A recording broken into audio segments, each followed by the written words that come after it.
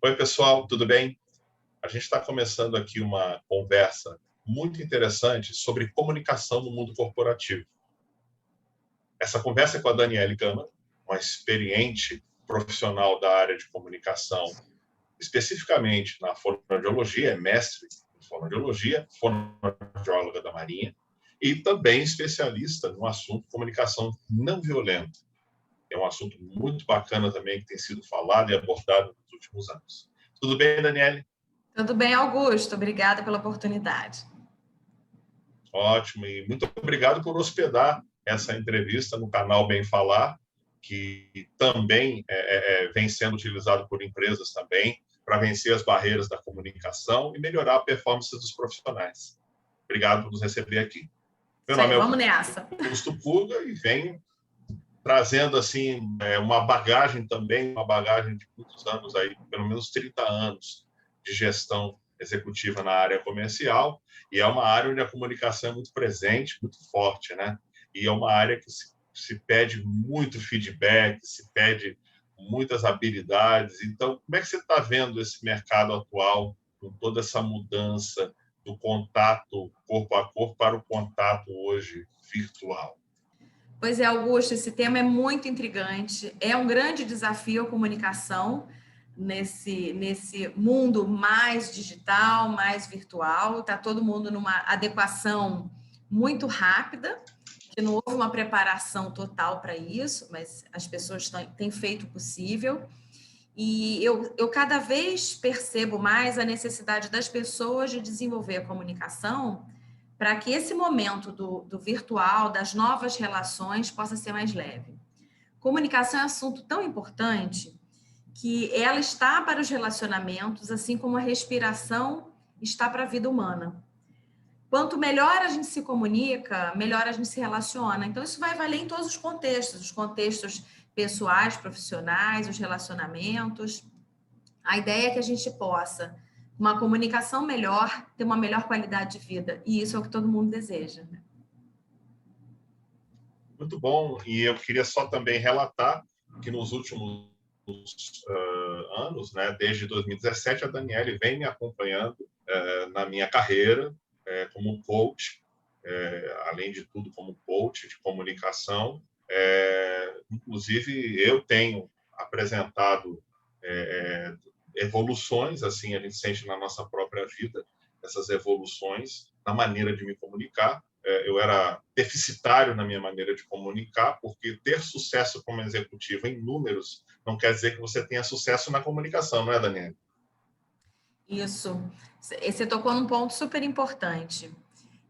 Muitas pessoas são brilhantes, têm um excelente desempenho funcional, tecnicamente são pessoas muito competentes, mas nessas habilidades que envolvem, né, as soft skills, a pessoa às vezes precisa realmente ter mais cuidado, mais atenção. E essa é a proposta do trabalho de fonoaudiologia, do trabalho de comunicação, é que a gente possa se conhecer melhor, entender nossas potencialidades, entender as áreas mais deficientes e poder investir nisso. E aí você foi uma pessoa que evoluiu muito, porque sempre foi um profissional brilhante e era uma necessidade que você tinha de se comunicar melhor para que aquilo que você tinha na mente, que você queria que a sua equipe pudesse reproduzir, acontecesse. Mas às vezes o que está muito claro para você pode não estar tão claro para o outro. E isso pode gerar ansiedade, impaciência. A gente fica pensando assim: o que eu estou fazendo de errado? Por que o outro não está conseguindo dar conta e fazer aquilo como a gente entende que seria bacana? E aperfeiçoar a comunicação, com certeza te ajudou muito e está ajudando aí nas suas equipes.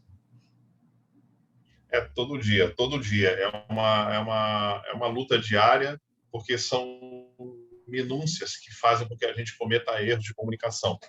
E nesse ciclo de conversas que a gente vai ter, né, que são ciclos, nós vamos abordar vários assuntos dentro da comunicação, obviamente, um deles que eu queria falar primeiro com você, dentro do primeiro ciclo, da primeira etapa, é sobre uma situação sobre medo de falar em público, que eu tenho notado que é muito presente, por exemplo, nas aulas que a gente recebe em grupos, no próprio Zoom ou no Team, no Meeting, muitas câmeras desligadas e microfones desligados. E quando o professor pede, por exemplo, uma participação através de perguntas, a gente não vê perguntas nem na chat window, nem no chat, e nem a pessoa falar. É pouquíssimas, assim, um percentual de 10% ousam falar. E isso também pode ser transportado para o mundo corporativo, Daniela. Você acha que por que as pessoas têm... De onde vem o medo de falar em público? Olha, o medo de falar em público, ele é tão sério, é um assunto tão sério que muita gente tem se debruçado sobre isso. É o medo do julgamento. O grande problema é o medo de ser rejeitado, de ser julgado. Então, a gente prefere não se expor. Porque, de fato, a sensação que a pessoa tem é que está todo mundo olhando, julgando e pensando, podia ter falado diferente, ela podia ter falado alguma coisa que não falou. Então, a tendência é a gente se inibir. Ninguém quer expor algo que pode ser criticado.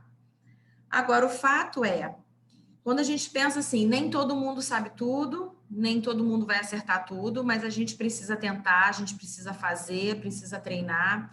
Então, essa é uma das premissas que eu uso com meus alunos, pacientes, vamos treinar. Quanto mais a gente treina, mais eficiente a gente fica, e aí a gente fica melhor, mais bem-sucedido. E isso funciona no mundo corporativo, nas reuniões de empresas, nessas reuniões todas por plataforma ou sem, a exposição é a mesma. Tem gente que diz que acha pior no ambiente virtual, tem gente que diz que acha melhor. Enfim, cada um sente de um jeito. O fato é que essa é a realidade. Muitas entrevistas de emprego são feitas agora por videoconferência, muitas empresas pedindo currículo para a pessoa gravar vídeos. Então, assim, é algo que é importante a gente lidar para que a gente possa ir para um outro nível, né? Para que a gente possa atingir realmente metas maiores e ser mais bem-sucedido. Entendi. Uma coisa que acontece muito uma tensão. Você falou sobre as entrevistas de emprego, né? Você, numa entrevista de emprego, você vai vender o produto que é você, porque você é o produto. E muitas vezes as pessoas não têm um recurso de uma luz melhor ou de uma câmera melhor. Às vezes o celular não é o melhor celular, porém o produto, a pessoa, aquela pessoa que vai executar a tarefa está bem ali, na tua frente, que é você, né? E como que a gente pode vencer essa barreira de falar de nós mesmos, que isso também é comunicação, a grande dificuldade da gente falar da gente, porque a gente sempre responde a mesma coisa, né? Eu sou uma pessoa muito minuciosa. Eu sou uma pessoa muito... E aí não fala a verdade, né? E isso é um traço de timidez, é um traço de insegurança. Como que se vence isso na comunicação? Você fez duas perguntas super importantes. Uma é com relação a equipamento para a gente poder produzir um vídeo de boa qualidade, minimamente de boa qualidade. Então, assim, se você não tem as luzes adequadas, mas você usa a luz natural, a luz do dia, vá para um lugar que tem uma boa iluminação, pense na cor da sua roupa para ter um contraste razoável e a cor ficar bonita. Troca a blusa, troca o fundo, pensa numa parede colorida, ou, enfim, vai avaliando o que vai te favorecer. Se você também não tem um excelente celular, faça com que você tiver, porque com certeza vai ser...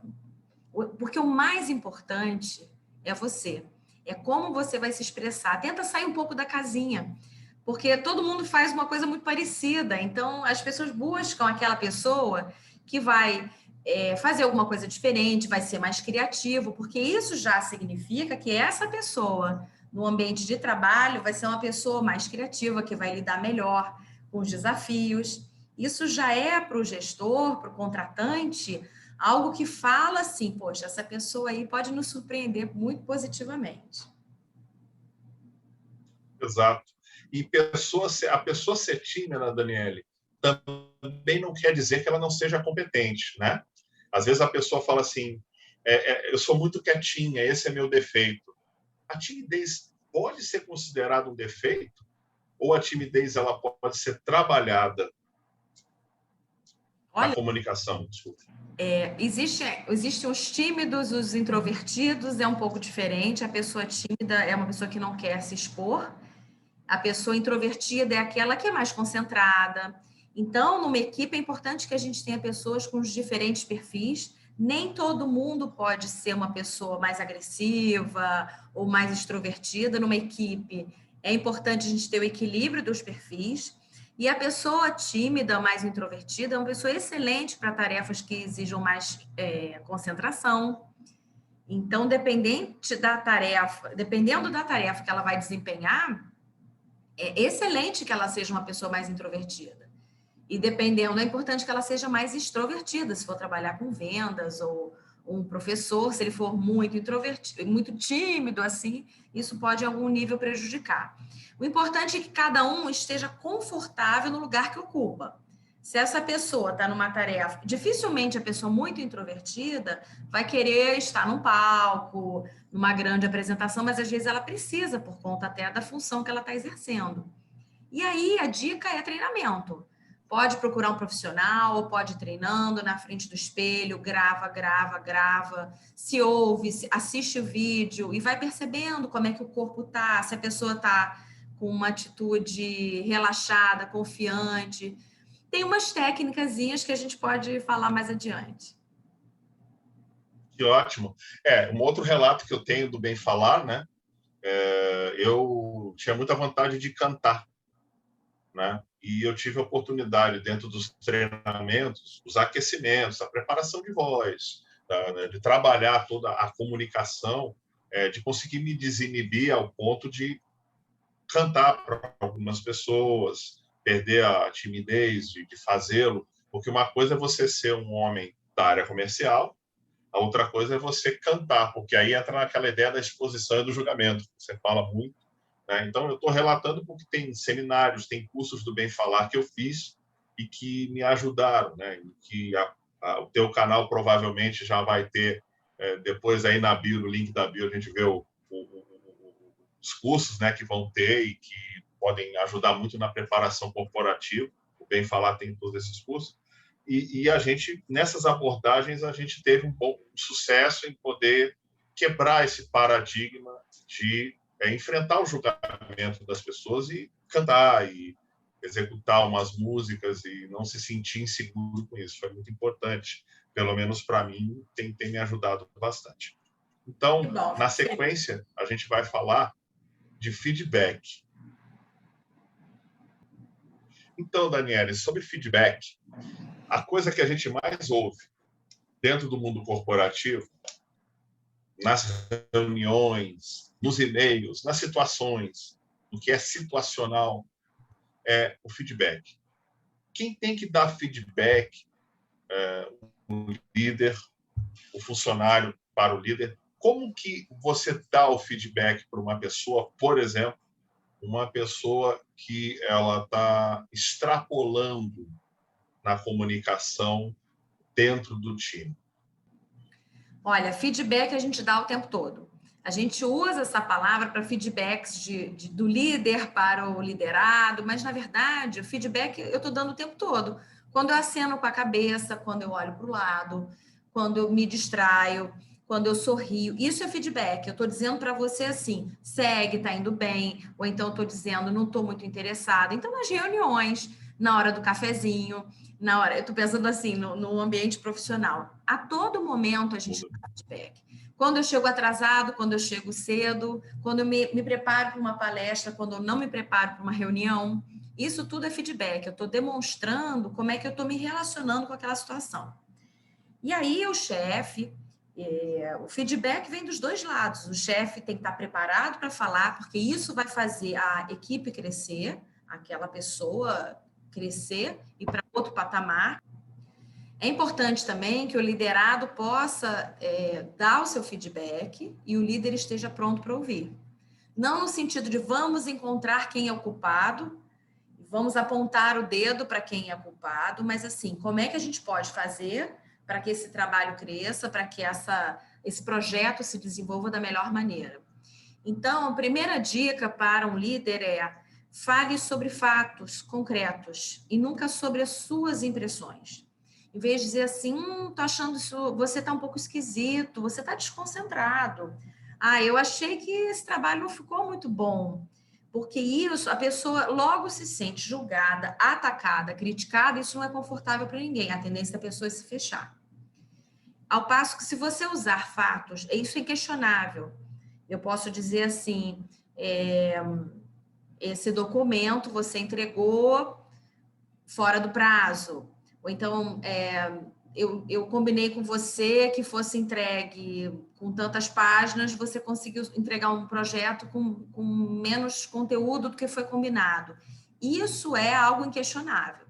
Então, diante disso, a pessoa não tem o que argumentar. Então, quem está ouvindo feedback vai escutar e vai entender até que ponto aquilo faz sentido. Normalmente, a gente tenta se defender. A nossa postura é, não, mas aí eu não tive tempo suficiente. Não, aí o colega não me mandou os dados no tempo suficiente, aí eu me atrasei.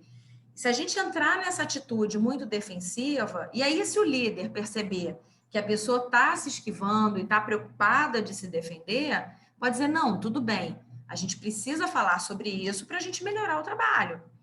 Então, quando ele diz, está tudo bem, vamos conversar, ele diz assim, olha, é seguro que a gente vá aprofundando esse tema. Porque se o líder também vai com muita agressividade, a conversa se encerra por ali. Porque vai ser uma troca de acusações e defesas que muito pouco produtiva.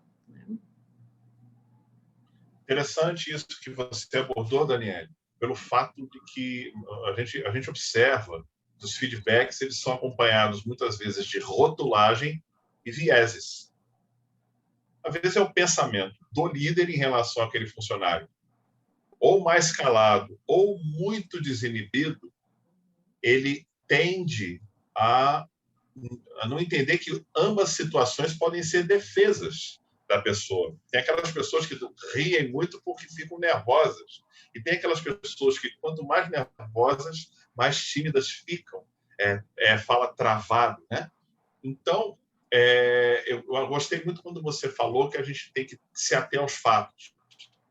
Quando você dá um feedback para alguém, então, você se atém aos fatos e consegue ser preciso naquilo que você quer melhorar na performance do profissional, melhorar a conduta do profissional dentro do negócio e, quiçá, para a vida dele é uma decisão pessoal dele, né? Então, e outra coisa legal é quando você fala da culpabilidade do outro.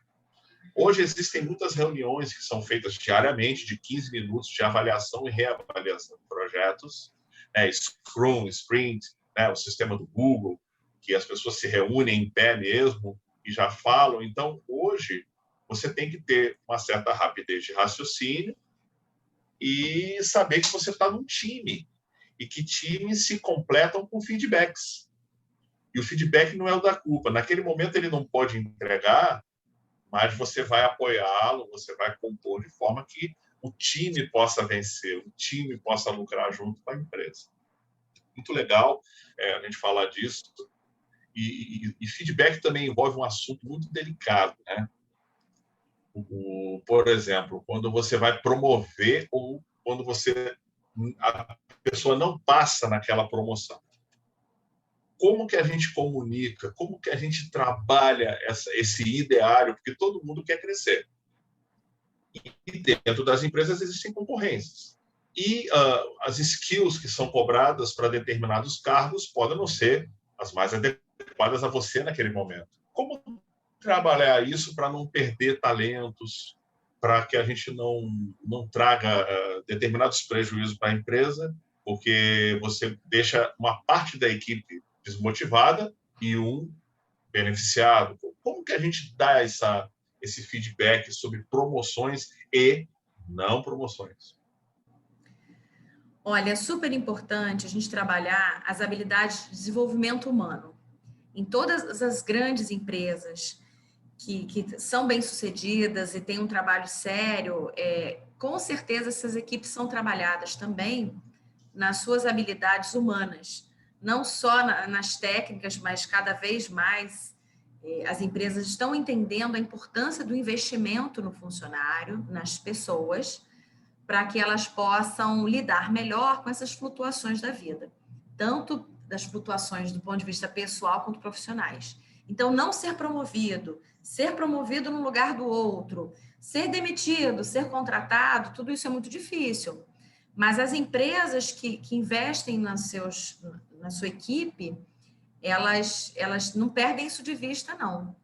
Então, nessa hora que a pessoa está com uma expectativa de promoção, ou ela pode ser até desligada, isso pode acontecer com muita frequência, a pessoa acha que vai assumir aquele cargo e, na verdade, ela acaba sendo desligada.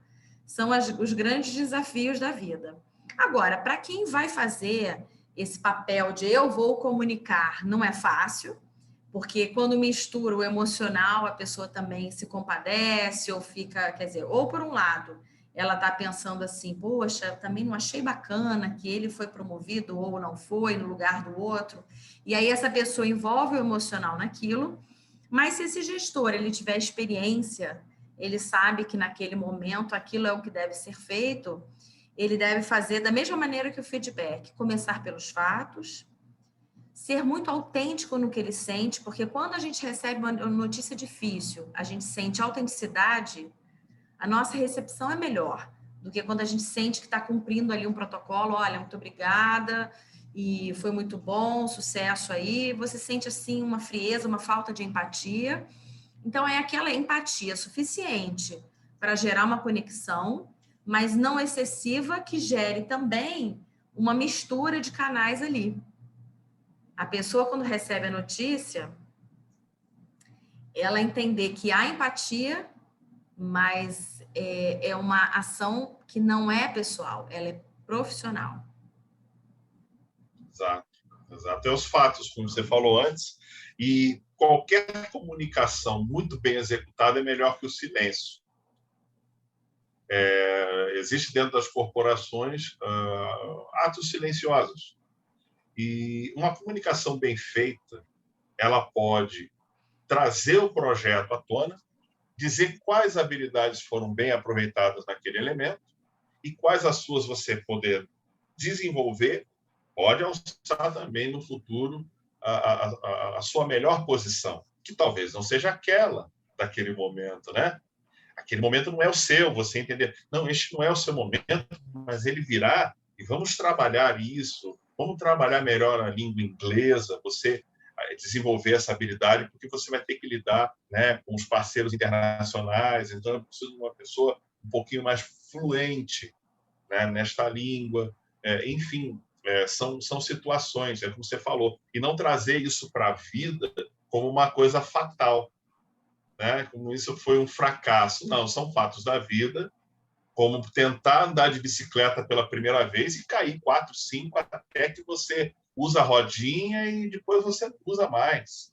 E aí você está andando e curtindo a bicicleta, né? Curtindo aquele passeio. Então é muito bacana ouvir essa tua didática de como a gente deve lidar. É importante para todo profissional, todo líder. Muito bem. No próximo tópico, nós vamos conversar sobre soft skills.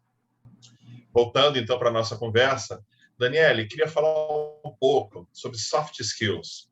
A gente vê na imprensa, no mercado corporativo, jornalístico, muitas abordagens sobre soft skills, e ela está linkada, pelo que a gente vê e pelo que a gente vai conversando contigo também, com a CNV, que é a comunicação não violenta. Afinal de contas, o que são soft skills e como podem ser utilizadas junto com o conceito da comunicação não violenta, né, de Marshall Rosenberg. Olha, soft skills são aquelas habilidades que estão para além da competência técnica, daquela que está nos livros, a competência que a gente tem para executar uma atividade.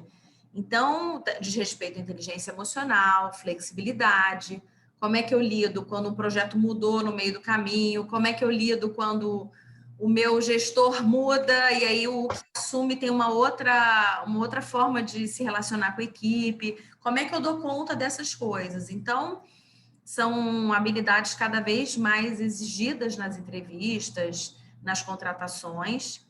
E você me perguntou sobre a CNV. CNV é a sigla para comunicação não violenta, que é uma forma da gente se comunicar de maneira mais compassiva. A gente pensa que a comunicação não violenta ela é usada apenas naqueles momentos que a gente está em ambientes hostis. E não. Quem usa a comunicação não violenta, quem usa essas bases, essa pessoa está focada no autoconhecimento e na percepção das suas necessidades e sentimentos.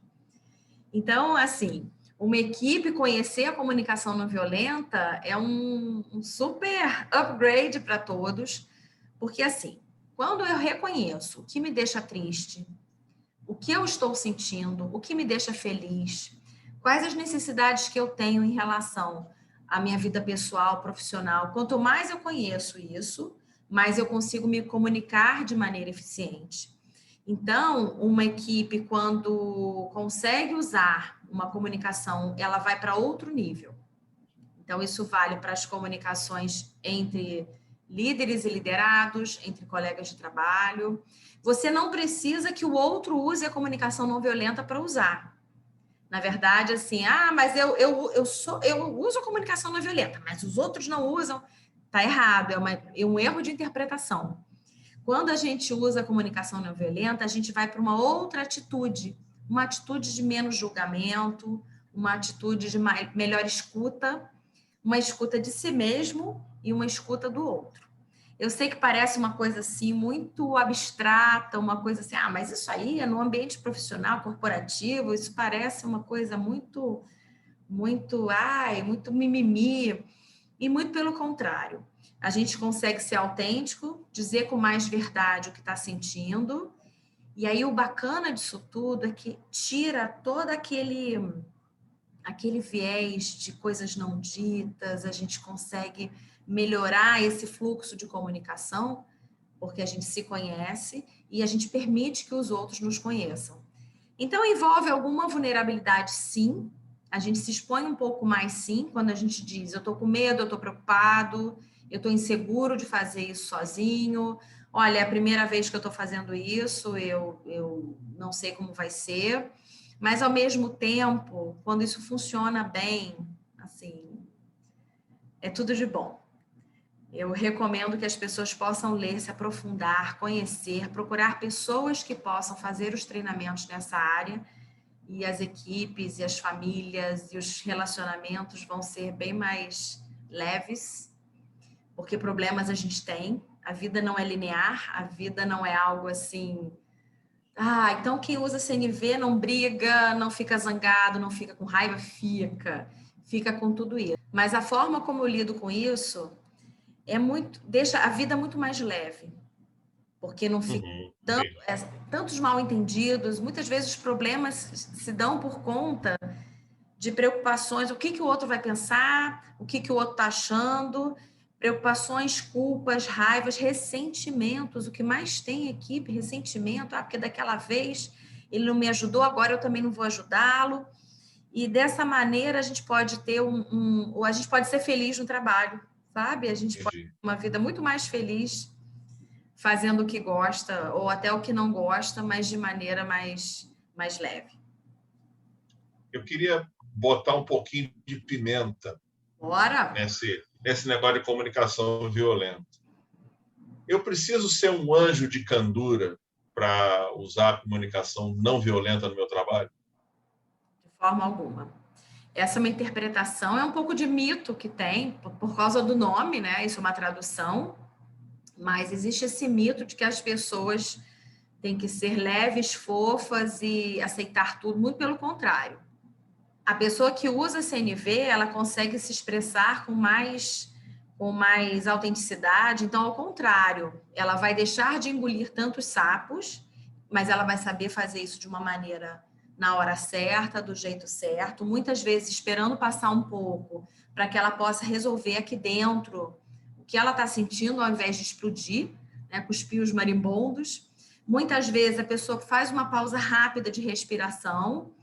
Então, a pessoa não precisa ser anjo de candura, não é essa a ideia, mas sim vai ser uma pessoa que vai ser muito mais fácil lidar com quem usa a CNV no dia a dia, porque espere dessa pessoa muito mais verdade, honestidade, clareza, que é outro aspecto importantíssimo na comunicação, é clareza.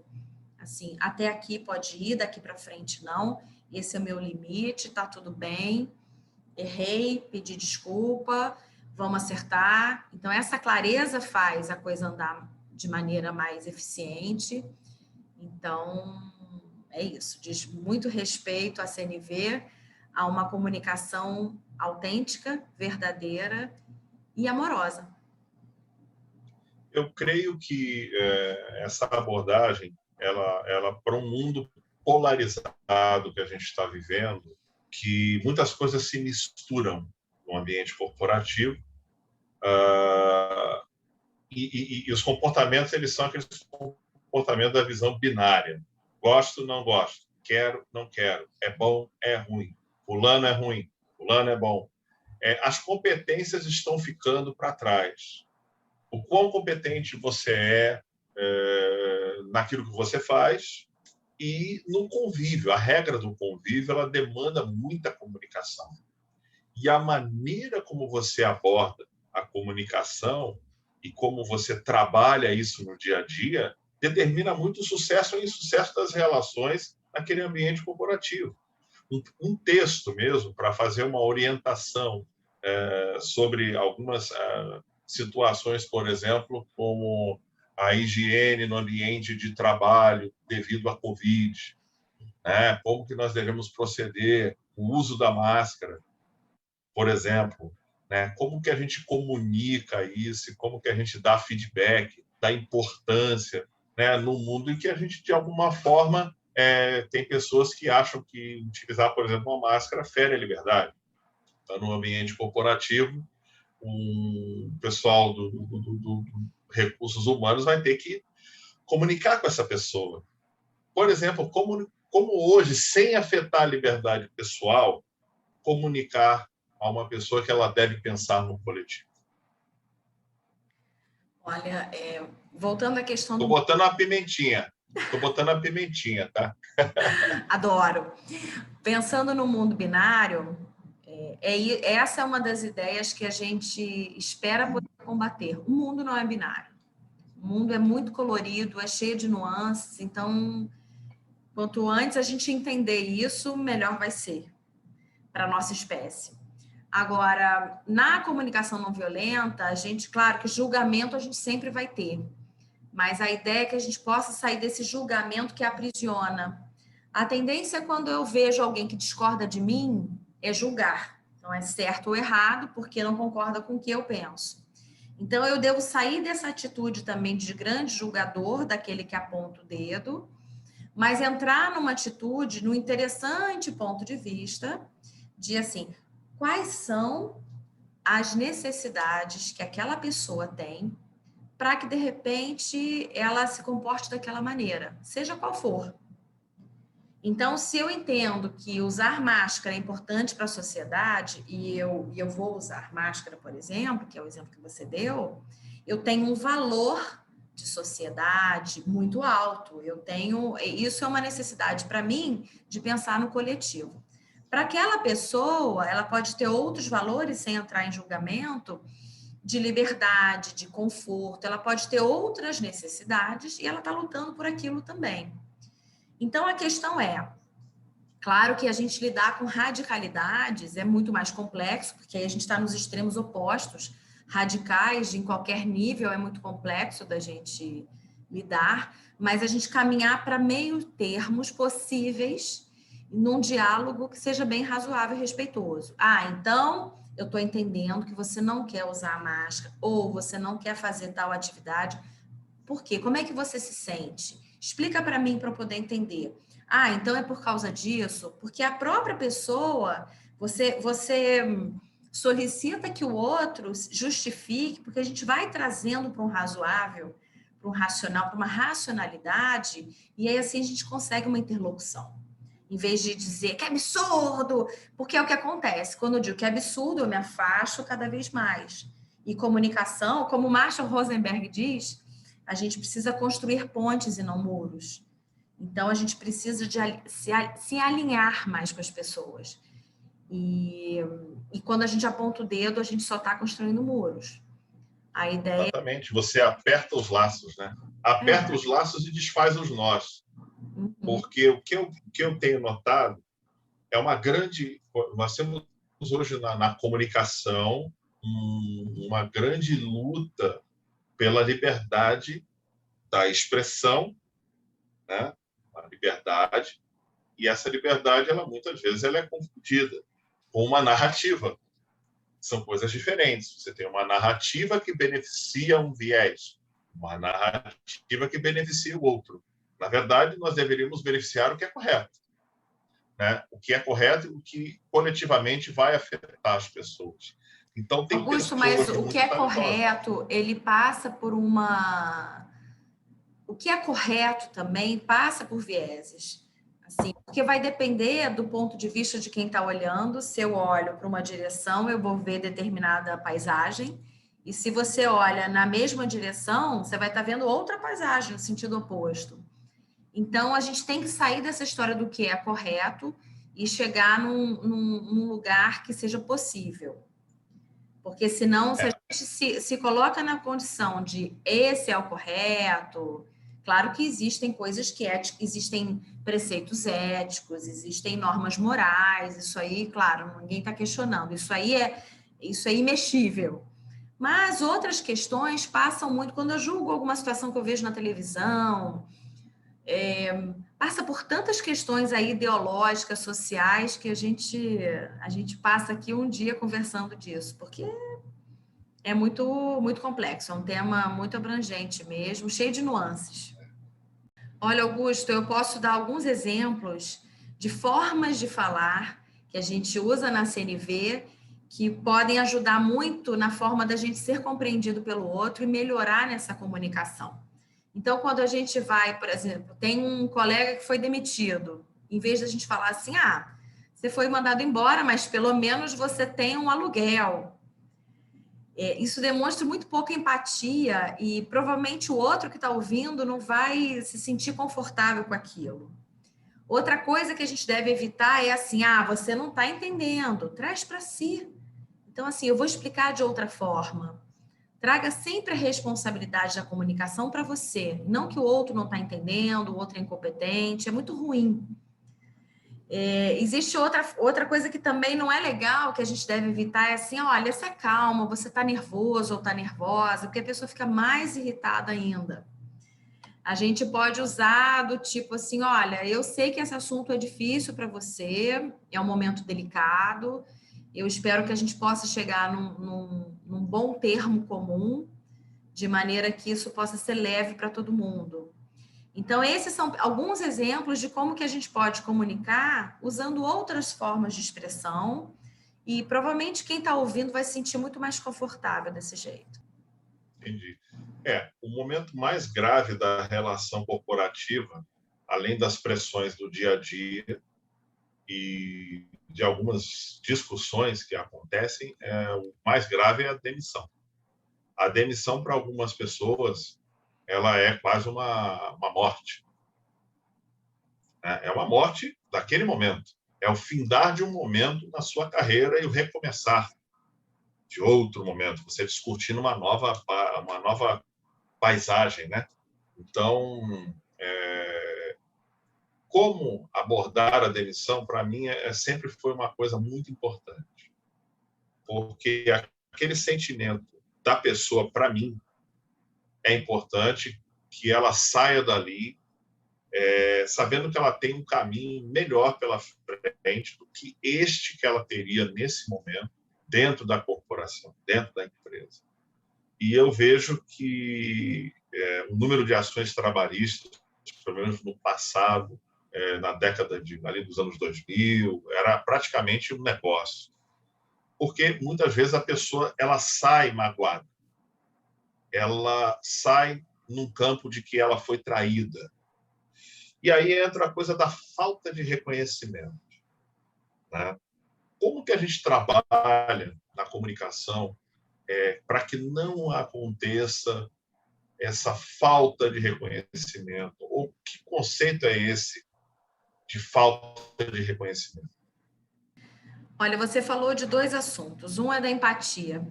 Quando você diz que é importante para você que a pessoa que foi demitida saia se sentindo menos desconfortável, entendendo que a vida segue, que a vida tem continuidade, isso demonstra sua capacidade de empatia, que é uma habilidade super importante do ser humano. Com relação à falta de reconhecimento, que é a grande queixa de muitos dos profissionais, dos funcionários numa empresa, eu acho que eles estão dizendo assim, o quanto eles podem ser até reconhecidos, mas isso tem que ser comunicado a eles. A gente comunica o reconhecimento ou através de uma remuneração financeira, então isso pode acontecer, o funcionário receber um aumento, ele receber um adicional, um abono, ou isso pode ser manifestado através da expressão da chefia, da gerência. Então, olha, o seu trabalho foi super importante, graças ao seu trabalho, a gente conseguiu estar nesse patamar. A sua capacidade de trabalhar em equipe fez com que a nossa equipe evoluísse. Então, essas são maneiras da gente comunicar para o nosso liderado o reconhecimento. Então, muitas vezes, o que a pessoa está se queixando é de não ter sido comunicado sobre o reconhecimento. Porque eu entendo que quando uma empresa não está reconhecendo o valor daquela pessoa, ela vai mandar embora, vai substituir. Então, eu penso que às vezes falta realmente comunicar para aquela pessoa o quanto que o trabalho dela é importante. Entendo. Numa grande corporação, é muito difícil integrar, né? Hoje, a habilidade dos recursos humanos é integrar dentro de uma população, tem empresas que são populações, né? No número de funcionários, né? Então, você já as integra como se fosse uma comunidade. E essa cultura de comunidade perpassa de líder para líder, do CEO para baixo, né? E essa cultura essa cultura da empresa, de comunidade, ela é importante para que todos se sintam parte dela e que todos possam reconhecer um no outro o quão importante aquele colega é para ele na composição do produto final, né? O pessoal do saque que atende o cliente que está, o consumidor que está furioso porque não deu certo alguma coisa para ele, aquela pessoa que vendeu, aquela pessoa que botou a pecinha ali, aquela pessoa que cuida da qualidade, aquela pessoa que cuida das notas fiscais, do transporte, da logística. Então, cada um nessa comunidade, nesse mini país que é uma empresa, é um mini país, além de locus antropológico, ele é um mini país, né? E aí você praticamente os trata como seu cidadão, como seu igual, e você não quer ver o seu igual na pior. E só que tem uma coisa, a única diferença é que você, numa empresa, você demite, você desliga a pessoa, ela não pertence mais àquela comunidade. E o sentimento que eu vejo em muitas pessoas é que ele foi expulso da comunidade. E não é para ser assim. Você pode continuar paralelamente naquela comunidade, intervindo de forma positiva, valorizando o que você retirou de dentro de lá como positivo, como foi bom participar daquele momento naquela empresa, e também os amigos que você faz ao longo dos anos dentro daquelas comunidades da qual você participou, que são empresas. Então, a demissão ela é um momento de ruptura, mas é um momento de abertura. E a empatia, como você falou, e eu estava falando antes, ela é fundamental porque mexe com o emocional, o sentimento, o batimento cardíaco acelera, a respiração, tanto de quem demite, tanto de quem é demitido. Então, tem que haver realmente um controle, e eu acho que, dentro do bem falar, logo, logo, acho que vai ser bacana um dia a gente aprofundar essa questão, né, Daniela, porque as demissões, elas acontecem, e elas têm que ser tratadas de uma maneira acolhedora. Essa palavra acolhimento está muito forte hoje em dia também, né, Daniela? Na verdade, você, quando foi citando assim, a forma de ver uma demissão, você sair de um status quo para outro, você trouxe uma série de atributos de valor que são os seus valores. Então, assim, essa porta se fechou, mas outras portas se abrirão. Que bom que eu estive aqui, que bom pelos relacionamentos que eu fiz, que eu pude colaborar, mas nem todo mundo está nesse nível de compreensão da vida e das coisas. Então, para algumas pessoas, Sim. é um momento de luto profundo. Tem pessoas que são desligadas de uma empresa após 20 e tantos anos, é como um grande casamento, e fica uma sensação de pouco valor, de a vida não vai... E agora, como é que vai ser? Então, muitas pessoas deprimem, é um momento que pode gerar, inclusive, adoecimento físico, mental, enfim, psíquico, porque se a pessoa não estiver preparada para isso, ela pode adoecer gravemente. Então, não tem jeito, é sempre uma situação muito delicada. O que eu penso que pode prevenir, claro que uma demissão, uma pessoa comunicar isso de uma forma mais empática, uma forma com mais acolhimento, vai ser melhor, mas ainda assim vai ser sempre um momento muito difícil. Então, eu penso que a única maneira da gente melhorar isso e preparar as pessoas é preparar as pessoas para a vida. Então, é realmente que as empresas possam investir no capital humano, nas pessoas, no desenvolvimento de habilidades, porque elas estarão preparadas para lidar com qualquer um dos desafios. E isso é um grande valor que a empresa vai ter. Ok. Falando assim, um pouco mais ainda sobre falta de reconhecimento, você entende que nós temos assim pessoas na empresa, pessoas que são praticamente fantasmas. Existe aquela classe que aparece muito e existe aquela parte que são engrenagens e que não são percebidas. E a gente vê uma crescente de uma falta de reconhecimento, porque antigamente as pessoas buscavam reconhecimento nos sindicatos, né? A pessoa achava o direito, né? Apenas o direito do trabalhador e tudo mais. Então, nas corporações hoje, não só a questão do direito, mas a questão do reconhecimento é muito importante. Eles vêm através de um PLR, né, do plano de participação nos lucros, entre outras coisas, nessa remuneração. E a gente nota que também não é só a participação nos lucros que vai gerar uma satisfação, não é só dinheiro, é também reconhecimento, acolhimento. Há empresas que sabem trabalhar até o luto na família do funcionário, eles se preocupam com isso. Tem assessorias, por exemplo, demissionais de recolocação, a própria empresa paga, isso é um cenário que tem sido muito utilizado, né, por esse momento. Então, eu acho que as relações da comunicação que perpassam por todo esse relacionamento do funcionário é importante, porque o RH, esse coração batendo e mandando a motivação, sangue para todos os órgãos da empresa, ele vai trazer acolhimento, reconhecimento, vai trabalhar a inteligência emocional do funcionário, né? Vai Está me trabalhar tudo isso que a gente lembrando? abordou aqui hoje. Está me lembrando essa questão do acolhimento, de como a empresa está recebendo esse momento de home office, que é um momento super delicado, que muita gente está trabalhando de casa, no seu ambiente pessoal, com seus filhos, tendo que lidar com crianças entrando no meio de uma reunião, sentando no colo das mães, dos pais, barulho, aí passa o carro do camarão.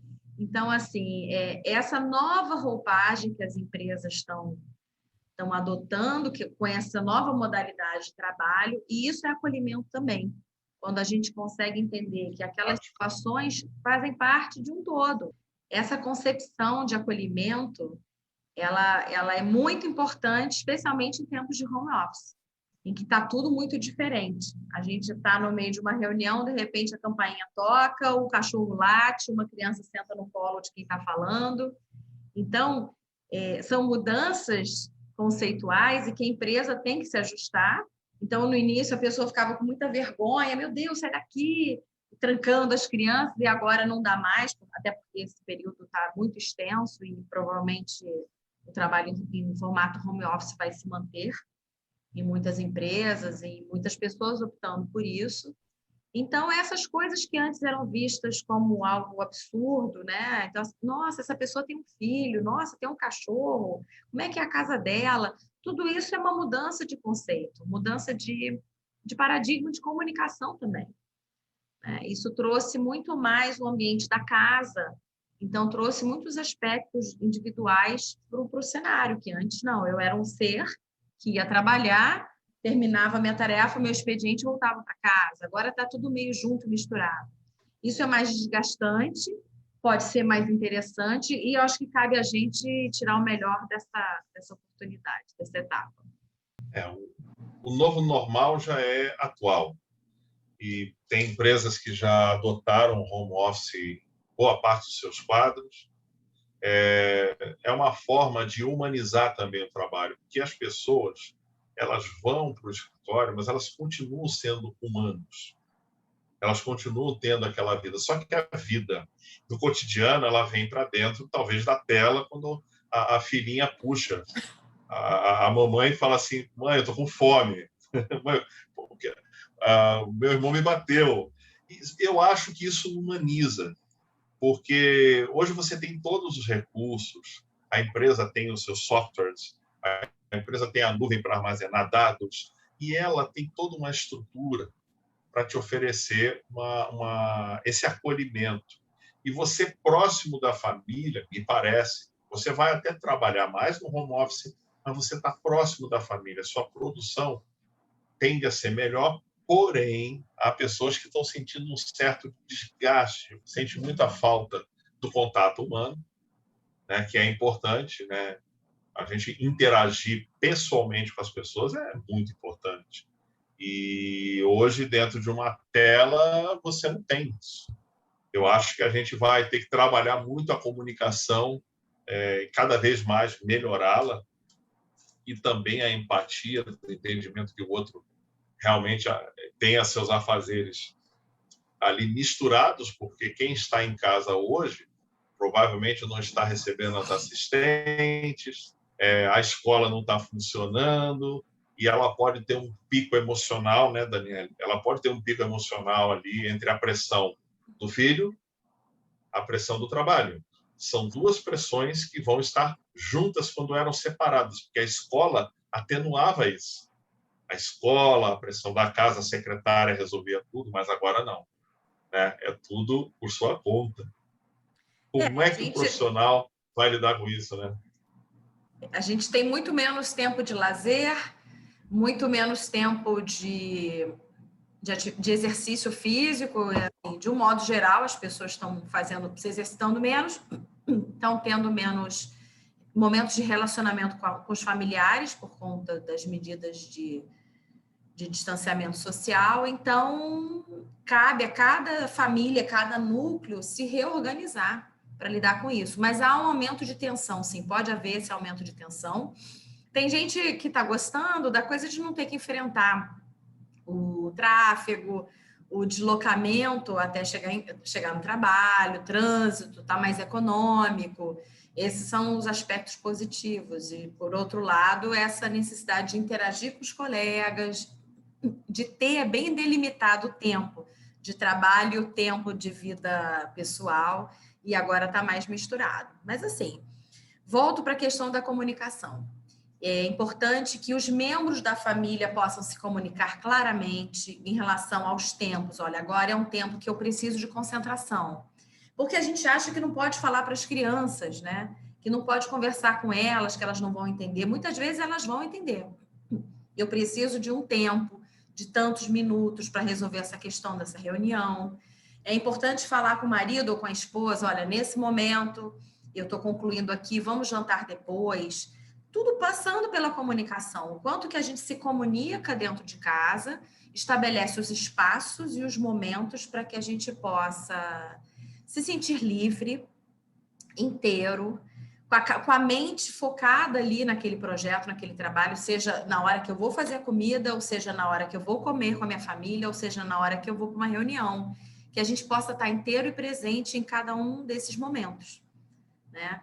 Claro que tudo isso é no campo da teoria, eu sei que não está fácil, mas a gente tem que estar cuidando disso, tomando muito cuidado e dedicando atenção para isso, para que a gente possa viver da melhor maneira nesse período.